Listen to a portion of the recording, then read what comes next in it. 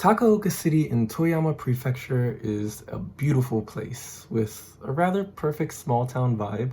It reminded me a lot of watching part 4 of JoJo's Bizarre Adventure and playing through Persona 4, except there was no serial killer to look for. I thought about taking it upon myself to fill that role, but it didn't feel right because I wasn't a native. A rather country area with a handful of places that held their popularity, a restaurant with the reputation of being the best in the city, a singular mall that everyone went to on their weekends, a station where it wasn't uncommon to run into people, just anyone really. My favorite bars where I'd see just about anyone or meet someone new who knew who I knew.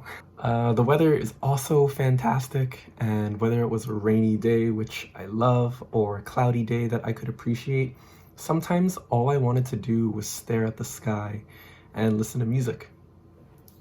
I didn't get the chance to visit a whole lot of places except for trainings in Nagoya and Kanazawa, but when I think about the great parts of Japan, I think a lot of them are embodied in this town.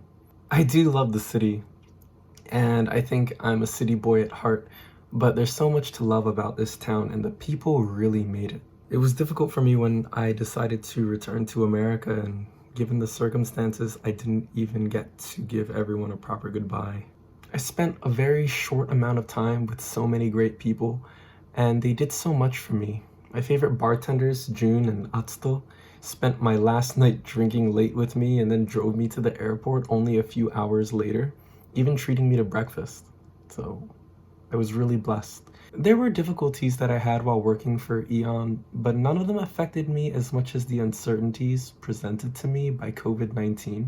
I had expressed my worries in the past, and I was beginning to think about returning for a while now. I didn't want to make any decisions until I was 100% sure because I didn't want to have any regrets. So as long as I was on the fence about the situation, I figured it would be easier to continue doing what I was doing. But after I got a letter from the embassy of the US in Tokyo, I grew even more worried, and I gave them a call, and then I decided to weigh the pros and cons before ultimately deciding that it was best for me all around to go home. And it seems like I got out right in time, considering all the news that I've been hearing. This was supposed to be a 52 episode series about my time in Japan, but it's been cut short. I might keep making videos anyway, though, to let my Japanese friends who watch the videos keep up with me while I'm in America. I don't really have a lot going on right now, but we'll see.